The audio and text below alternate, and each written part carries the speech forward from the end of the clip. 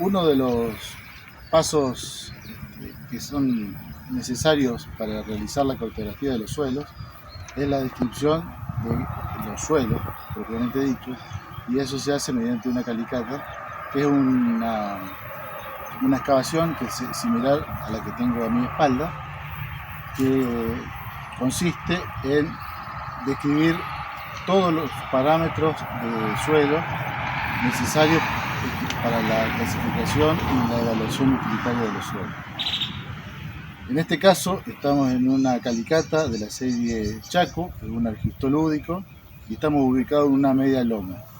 Si vemos a mi derecha se encuentra la loma donde están los edificios de la estación experimental de la Intesa de Peñas. Acá estamos en la media loma, y hacia mi izquierda está la parte más deprimida, que sería la zona baja. Para la descripción de una calicata se usa una ficha dafológica, que es esta, la tengo en mis manos en este momento. La parte superior están todas las características externas del suelo, ya las vamos a ir viendo, y en la parte inferior están todas las características internas. Eso se hace ya una vez que uno está dentro de la calicata. Entonces, lo que se procede de la siguiente manera. En un primer momento se anotan todos los datos, en el caso que se usen fotografías aéreas, el mosaico, el recorrido y el número de foto. También se coloca la fecha y el número de observación, el número de la descripción correspondiente a esta calicata.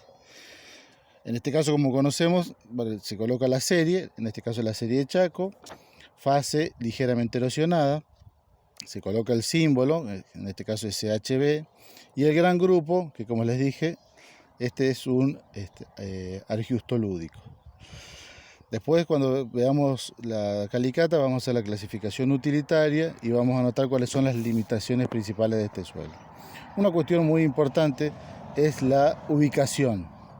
Se coloca en primer término el área geomorfológica en la cual nos encontramos, que en este caso es el área geomorfológica Sáenz Peña, y después se colocan, se debe ubicar para poder, de ser necesario poder volver a este sitio, se coloca la ubicación lo más precisamente posible. Esto se puede hacer seleccionando, indicándola sobre una fotografía aérea, sobre una imagen satelital, o algo más sencillo es mediante el uso de un GPS, tomando las coordenadas y anotando las coordenadas geográficas. A continuación se anota la vegetación que se encuentra, que puede ser la vegetación natural o puede ser la vegetación modificada, como en este caso que estamos en una forestación de algarrobo con pastura de gato pane. Estamos en un sistema silvopastoril. Y después van las características propias del suelo, pero que se pueden anotar antes de entrar en la calicata. Como por ejemplo el relieve, en este caso es un relieve normal, es decir, tiene una ligera inclinación que permite el normal escurrimiento del agua. La posición en el relieve, en este caso estamos en una media loma. El porcentaje de pendiente, en este caso es clase 1, porque estamos entre el 0 y el 1%. Bueno, y el escurrimiento, la permeabilidad, la erosión, el tipo de drenaje, el peligro de anegamiento, la distribución de la humedad, eso se hace una vez que estamos en la calicata, el porcentaje de cobertura vegetal, la profundidad de la napa en el caso que la conozcamos, la presencia de sales o álcalis, la pedregosidad, que en este caso no es necesario, y el uso de la tierra, que en este caso sería forestación con pasturas. A continuación se debe ingresar a la calicata y completar la parte inferior de la ficha, que corresponde ya a las características morfológicas propias del perfil de este suelo. Una vez que estamos dentro de la calicata, lo primero que tenemos que hacer es identificar los horizontes, la secuencia horizontal. El perfil del suelo está formado por una secuencia de horizontes que se designan con letras mayúsculas A, E, B y C, según las características propias que tenga cada uno de estos horizontes. Los horizontes son capas paralelas a la superficie del terreno y tienen características muy particulares unas a otras. Inicialmente podemos encontrar el horizonte A. El horizonte A se caracteriza por ser un horizonte mineral, pero la principal diferencia con los otros horizontes es que está enriquecido en materia orgánica. Materia orgánica producto de la descomposición de los restos vegetales provenientes de la vegetación y de la fauna del suelo, que se han ido incorporando al suelo durante el periodo de formación de este hasta nuestros días. A continuación encontramos el horizonte B. El horizonte B, que se caracteriza por la acumulación de arcilla, está en un horizonte enriquecido en arcilla, es decir, se lo denomina un horizonte iluvial, a diferencia del horizonte A, que es un horizonte eluvial. A medida que vamos picando, vemos que además va cambiando el color. Y este horizonte es el que se denomina horizonte C. Es muy similar al material originario. A lo sumo puedes tener algún enriquecimiento con sales o con carbonato de calcio. Y entre el horizonte B y el horizonte C hay un horizonte que se denomina horizonte de transición, que se llama horizonte BC, que como el símbolo lo indica, está entre el horizonte B y el horizonte C, que tiene características del horizonte B, porque se ven algunas del tipo de estructura, que ya lo vamos a ir viendo más adelante, pero tiene la coloración del horizonte C, por ejemplo. En profundidad podemos encontrar otro horizonte que se denomina CK.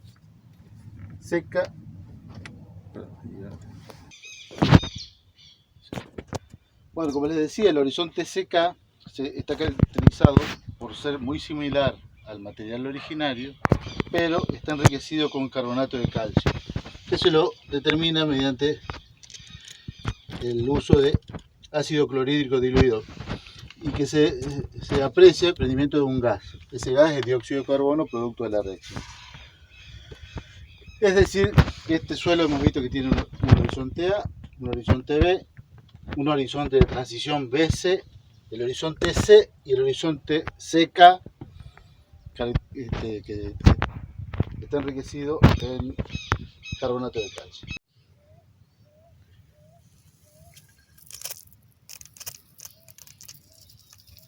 Estamos viendo corresponde a la reacción del ácido clorhídrico con el carbonato de calcio y que se desprende un gas que es dióxido de carbono.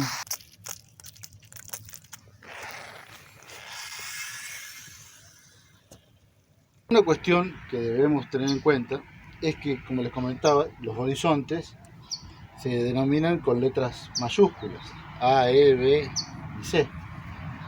A su vez, estas letras suelen ir acompañadas por un subíndice, que son letras minúsculas, que hacen referencia a alguna característica en particular de los horizontes. En este caso, el horizonte B, deberíamos colocarle el subíndice T. ¿Qué significa T? Que tiene características texturales, es decir, que está enriquecido en arcilla. Y ya anteriormente les comenté que el horizonte C, como está enriquecido con carbonato de calcio, lleva una letra minúscula K, seca. Es decir, tenemos un horizonte A, un horizonte BT, un horizonte BC, un horizonte C y finalmente un horizonte seca. Este suelo tiene varios horizontes, pero si han prestado atención no les nombré el horizonte E. El horizonte E es un horizonte empobrecido, que se ha lavado, donde precisamente su nombre se debe a que se han maximizado los procesos de eluviación, es decir, ha perdido todos los elementos finos, arcilla, materia orgánica, dióxidos. Por lo tanto, es un horizonte de color ceniciento, ha perdido el color y tiene el color de la matriz, y fundamentalmente tiene características desfavorables en cuanto al funcionamiento del suelo, ya que tiene muy baja estabilidad estructural, además de tener muy poca fertilidad debido a que ha perdido los cationes, es decir, los coloides del suelo. En este caso, este perfil de suelo no tiene el horizonte. A continuación, lo que debemos determinar precisamente es el espesor de cada uno de estos horizontes, porque es fundamental esta medición, porque condiciona y determina la aptitud desde el punto de vista productivo y desde las prácticas a aplicar tendientes a su conservación en el tiempo. Entonces, como les comentaba, el horizonte A es un horizonte que está enriquecido en materia orgánica, que tiene unas características muy particulares, pero que tiene menor contenido de arcilla que el horizonte B, es decir, no tiene los brillos característicos de la acumulación de arcilla. Vamos picando hasta que encontramos que cambia, porque aparecen los brillos provenientes de las arcillas del horizonte B. Como ustedes pueden ver, el horizonte B tiene las caras brillosas, producto de un recubrimiento que se llama barniz, que es como una pintura que recubre a los agregados. Yo rompo uno de ellos, se puede apreciar que en el interior del agregado tiene otra coloración. Lo más importante del horizonte B es el enriquecimiento en arcilla proveniente de los horizontes superiores.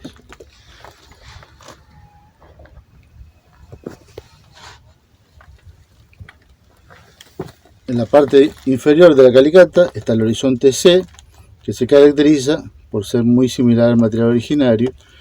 Ya no tiene el enriquecimiento de la arcilla, ve que se lo ve mucho más suave que el horizonte B, no tiene la consistencia que tiene el horizonte superior. Y entre los dos horizontes descritos anteriormente está el horizonte BC, el de transición, que si ustedes pueden apreciar, tiene cierta estructura similar al horizonte B, pero ya no tiene los barnices de arcilla, no presenta los brillos que veíamos anteriormente, y tiene la coloración similar al horizonte C. Entonces hemos definido el límite del horizonte A, seguimos picando, y acá se lo nota, además de por el distinto color, cambia también los brillos que le hablaba. Acá termina el horizonte B y empieza el horizonte de transición.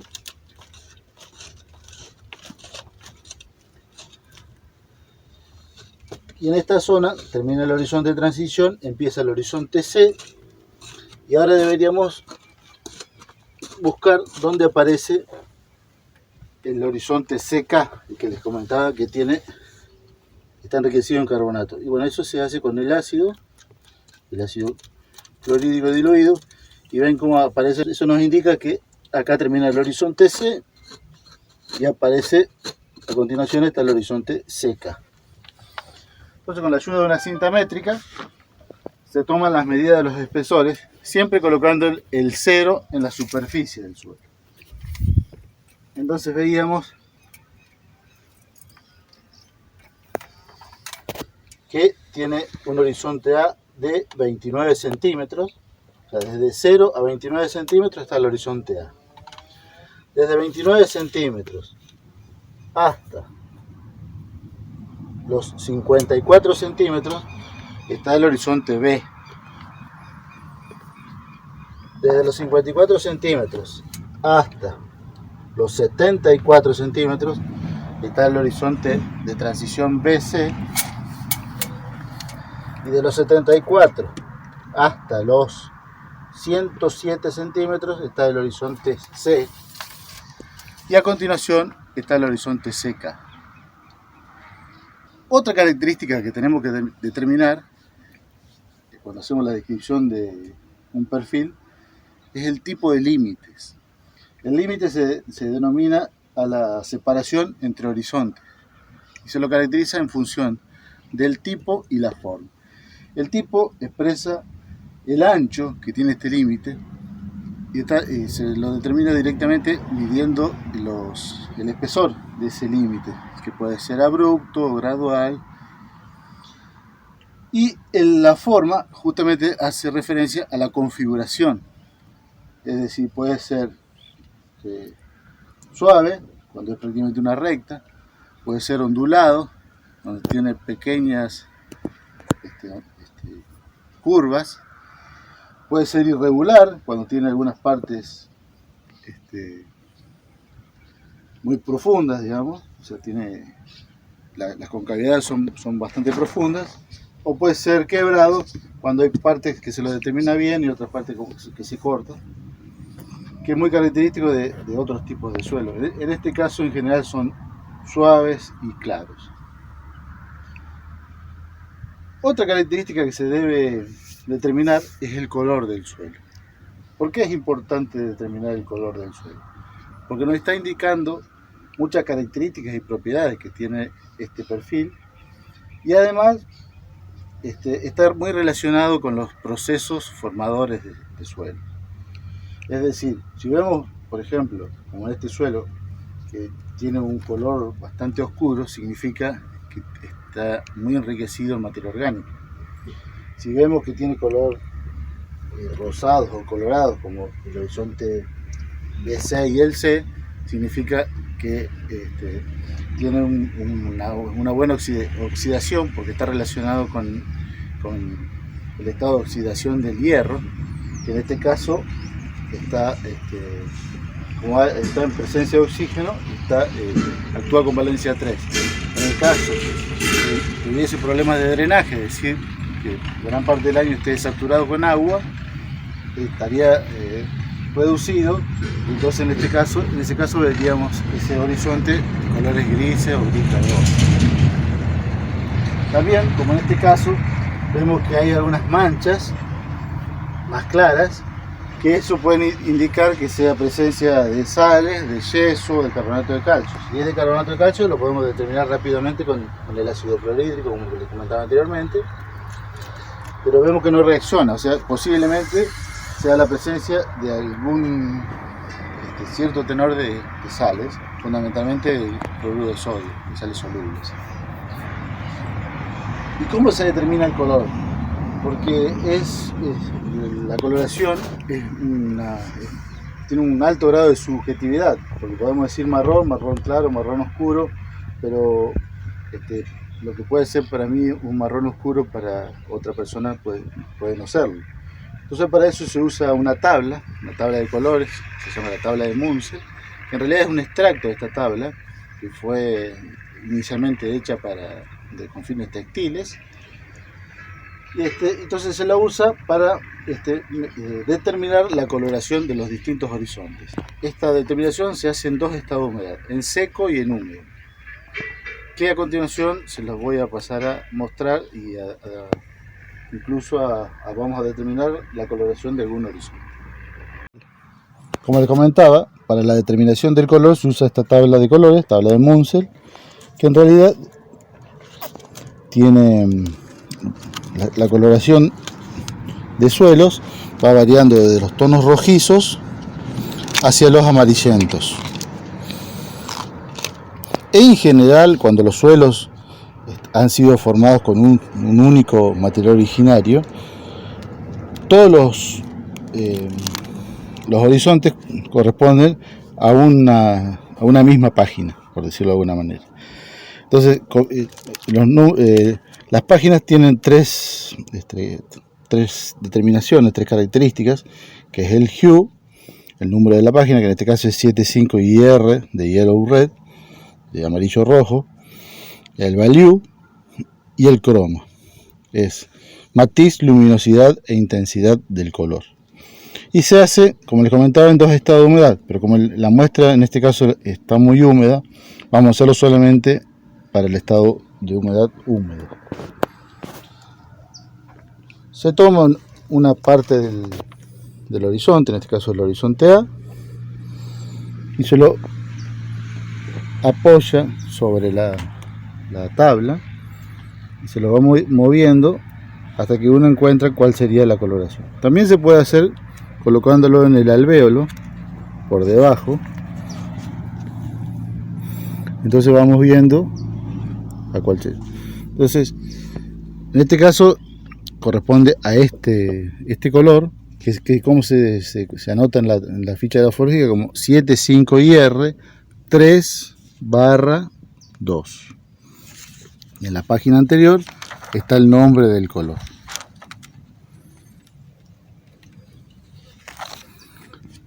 A continuación se hace, por ejemplo, vamos a hacer el del horizonte C. De la misma manera, tomamos una parte del horizonte, lo colocamos sobre la página de la tabla de colores y nos vamos viendo cuál sería el color más apropiado. En este caso podría ser este. Entonces en este caso sería 75IR 5/4. Este procedimiento se hace para todos los horizontes y en los dos estados de humedad, en seco y en húmedo. Como les comentaba, es muy importante porque al definir perfectamente el estado, o sea, el color del suelo, esto se coloca en las cartas del suelo, en los trabajos de investigación, y es posible el intercambio entre usuarios, investigadores, productores, y tener la determinación con precisión del color del suelo. Los colores pueden ser del horizonte completamente, o también pueden estar sectorizados como manchas. Esas manchas, como les comentaba anteriormente, pueden deberse a la presencia de sales, de carbonatos. También puede ser síntomas de hidromorfismo, es decir, por la acumulación de agua en el perfil se provocan alteraciones que se presentan como manchas, que se llaman moteados, que son como lunares en el suelo, que muchas veces son muy notables y otras veces son ligeramente perceptibles. Se llaman moteados y también se determina el color de estos lunares o motas. A continuación se debe determinar la textura y la estructura de cada uno de los horizontes. La textura está relacionada con la combinación de los tamaños de partículas que forman los horizontes del suelo, las partículas minerales. Las partículas minerales en todos nuestros suelos chaqueños son arcilla, limo y arena. Y según la proporción en la que se encuentren, forman 12 clases texturales. Se les denomina franco cuando tienen las tres fracciones en equilibrio, y cuando alguna de ellas domina, se agrega esta fracción textural. Por ejemplo, si tiene las tres fracciones pero domina el limo, se llama franco limoso. Si dominan dos de ellas, como por ejemplo la arcilla y el limo, se llama franco arcillo limoso. ¿Cómo se hace la determinación de textura? Se puede hacer de dos maneras. Una es tomar una muestra del horizonte, se lo lleva al laboratorio, se determinan las tres fracciones en porcentaje, y vamos a recibir el informe del laboratorio y van a estar indicados las tres fracciones en porcentaje de los tres tamaños de partículas: arcilla, limo y arena. Con esta información vamos a este triángulo, se llama triángulo de textura. Supongamos, por ejemplo, que tiene 20% de arcilla, 40% de limo y 40% de arena, y encontramos que es una textura franca. Suponiendo que tuviese 40% de arcilla, 20 de limo y 40 de arena, tendría una textura franco-arcillosa. Y así sucesivamente con las distintas determinaciones o de los distintos resultados que provienen del laboratorio. Entonces, de esta manera vamos a tener la textura a partir de los datos del laboratorio para cada uno de los horizontes. Hay otra manera, como les comentaba, de hacer la determinación a campo de la textura del suelo, y corresponde a lo que se denomina determinación de textura al tacto. Tomamos una porción del horizonte, en este caso del horizonte A, lo humedecemos.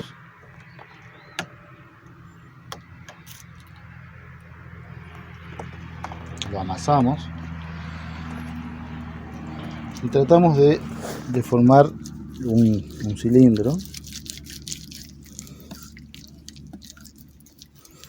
Inicialmente podemos ver, si se nos ensucia mucho la mano, quiere decir que tiene bastante arcilla. Si se ensucia poco, tiene bastante arena.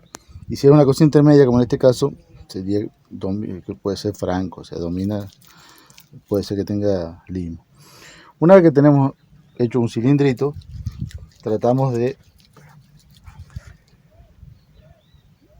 girarlo, a ver si se unen los extremos. Si se rompe, vemos que no sería arcilloso, porque si pudiésemos unir los extremos, sería una textura muy rica en arcilla. En este caso, esta textura se llama franco limoso, porque si bien podemos formar el cilindro, no podemos unir los extremos. También lo podemos hacer viendo la adhesividad que tiene. En este caso vemos que es bastante adhesivo, porque al decir franco estamos diciendo que tiene bastante arcilla, ¿no es cierto? Entonces tiene un cierto grado de contenido de arcilla. En este caso, como les comentaba, es franco limoso, es el horizonte A. Si lo hacemos para el horizonte C,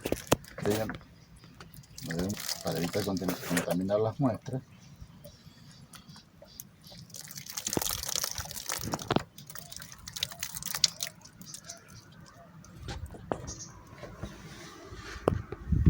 en el horizonte C, a simple vista ya vemos que es totalmente distinto. Humedecemos.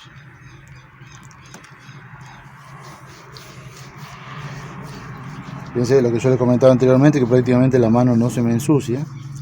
Quiere decir que tiene mucho menor contenido de arcilla. Yo quiero formar el cilindro que armaba anteriormente y no lo puedo formar, se desarma. Y por supuesto que nunca voy a poder, al no poder formar el cilindro tampoco puedo hacerlo. ¿Por qué es esto? Porque en este caso, este horizonte tiene bastante contenido de arena. En este caso se llama franco arenoso. Es decir, tiene las tres fracciones, pero domina la fracción. Vamos a hacer un repaso. La primera columna de la ficha es el horizonte. Ya veíamos que tenía un horizonte A, B, C y CK. La profundidad, o sea, los espesores de cada uno de los horizontes. El tipo y la forma de los límites. El color, en seco y en húmedo. La textura, que fue lo que vimos recién. Y ahora nos tocaría hacer la estructura, que se debe hacer el tipo, la clase y el grado. El tipo hace referencia a la forma, a la configuración que tiene la estructura. La clase es el tamaño de cada uno de los agregados. Y el grado hace referencia a la facilidad o dificultad que ofrecen ante una presión para romper los agregados. Entonces vamos a ver los tipos de estructura. Los tipos de estructura, como les decía, es la configuración que tienen los agregados. Los agregados son los gránulos que se forman entre las partículas del suelo, las partículas minerales, arena, limo y arcilla, y la materia orgánica, se agrupan y forman grumos que se llaman agregados. Los agregados pueden tener distintas formas, como por ejemplo en el horizonte A generalmente está la estructura, se pueden encontrar la estructura migajosa o la granular, o una intermedia que se llama semimigajosa. En los horizontes A y en los horizontes B puede haber estructuras en bloques, como en este caso, bloques regulares, irregulares, aplanados, cuneiformes, etc., que en general tienen dimensiones similares de altura, ancho y profundidad. Parecieran como dados, ¿cierto? Otro tipo de estructura de los horizontes B se denominan prismas, que pueden ser simples, regulares e irregulares, o pueden ser prismas compuestos que rompen en bloques. Y hay una estructura particular que se llama columnas, que son prismas con la parte superior redondeada, fundamentalmente por la presencia se encuentra en suelos sódicos. Hay una situación intermedia entre las columnas y los prismas que se llama semicolumnar, que es en este caso. Entonces empieza a formar, se empiezan a redondear las cabezas de los prismas. Y otra estructura, otro tipo de estructura que corresponde a los horizontes E, en algunos casos, o a horizontes A muy degradados, producto de monocultivo o muchos años de uso agrícola, que se llama estructura laminar, donde domina la dimensión horizontal en relación a la dimensión vertical. Es muy importante la determinación del tipo de la estructura porque condiciona el movimiento del agua y los gases dentro del suelo. Por ejemplo, si tenemos la estructura migajosa, que tiene porosidad tanto interna como externa, permite el ingreso del agua al suelo y el aire, y permite el movimiento de las raíces dentro del suelo. La estructura granular tiene mucha porosidad externa, pero en menor medida la porosidad interna. En el caso de la estructura laminar, impide el ingreso del agua al suelo, que cuando estas estructuras se colocan unas sobre otras, dificultan el ingreso del agua y del aire al suelo. Por lo tanto, comienzan los fenómenos de escurrimiento, es decir, el movimiento del agua en sentido horizontal hacia las zonas más deprimidas, provocando en primer medida el menor ingreso de agua al suelo, que posteriormente va a ser aprovechado por los cultivos, y también pueden comenzar los procesos erosivos, que consisten en el arrastre del material suelto del suelo hacia las áreas más deprimidas. Por otra parte, las estructuras en bloques y en prismas generalmente asociadas a los horizontes B están caracterizadas por un enriquecimiento de la arcilla que es fuente de nutrientes y también del almacenamiento del agua. Vamos a comenzar ahora a la determinación de los tipos de estructura presentes en este perfil. En el horizonte A, como les decía, es muy común que haya bloques y también hay estructura granular. Como ustedes ven, todo esto es parte de la estructura granular. Son los gránulos que forman parte de la estructura. Si yo voy rompiendo estos bloques, aparece la estructura granular. El horizonte B, a simple vista, pareciera que son bloques, pero si los miro más determinadamente, vemos que hay grietas que corresponden a la estructura prismática.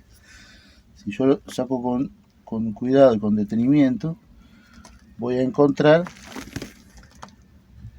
que hay prismas.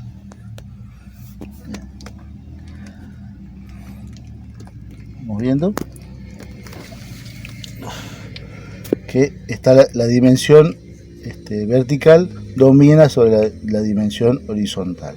Es decir, estos son prismas compuestos porque cuando yo los tomo, después se rompen en bloques.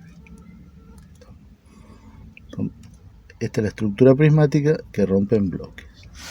A continuación está el horizonte C, que puede ser, estos horizontes no tienen una estructura genética, esta estructura se llama en grano simple, es decir, son las partículas que están sueltas.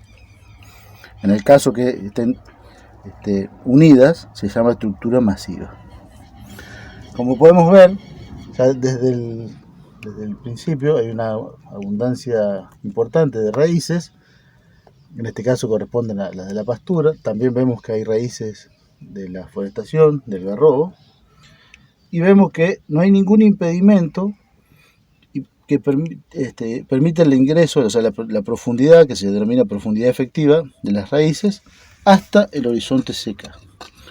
Cuando llegamos al horizonte CK, prácticamente ya no encontramos más raíces, producto de la limitación química por la presencia del carbonato de calcio. Una vez que hemos descrito morfológicamente el perfil, muchas características del suelo no las podemos determinar en el campo, sino que se deben determinar en el laboratorio, como por ejemplo la conductividad eléctrica, la presencia de cationes, la textura, como dije anteriormente, el porcentaje de materia orgánica, etc. Para eso se deben tomar muestras de cada uno de los horizontes. Generalmente los relevamientos se hacen muestras por duplicado. Una para hacer todas estas determinaciones que les comenté y otra que quede en resguardo por si es necesario hacer estudios especiales o repetir las determinaciones. Se comienza tomando muestras del horizonte inferior para evitar la contaminación con material de los horizontes superiores. En este caso vamos a tomar muestras del horizonte C.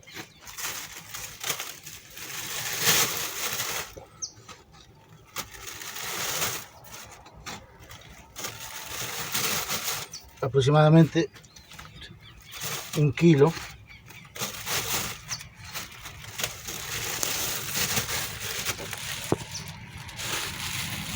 Y se lo debe etiquetar colocando la mayor cantidad de información, es decir, se coloca la ubicación, el horizonte que está presente, la profundidad en la que se encuentra y las determinaciones que uno quiere que se le realicen. Porque esta muestra va a ingresar en el laboratorio y el laboratorista muchas veces no tiene contacto con el reconocedor del suelo. Entonces, coloca la etiqueta en la muestra. Generalmente se coloca una etiqueta en el interior de la bolsa y otra por fuera, siempre escrita con lápiz negro para evitar que se borre. A continuación se hace lo mismo con los horizontes superiores. En este caso vamos a mostrar el horizonte B.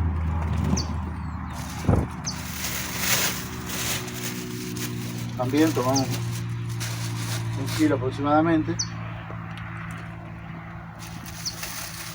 y procedemos a etiquetarlo de la misma manera, siempre colocando la mayor cantidad de información posible para evitar que existan confusiones. Una vez que hemos descrito el suelo, el perfil, los distintos horizontes, con sus características, el color, la textura, la estructura, hemos visto la presencia de raíces, ya estamos en condiciones de evaluar al suelo desde el punto de vista utilitario, es decir, a qué uso podemos destinar este suelo y qué cuidados deberíamos tener para que se conserve a lo largo del tiempo.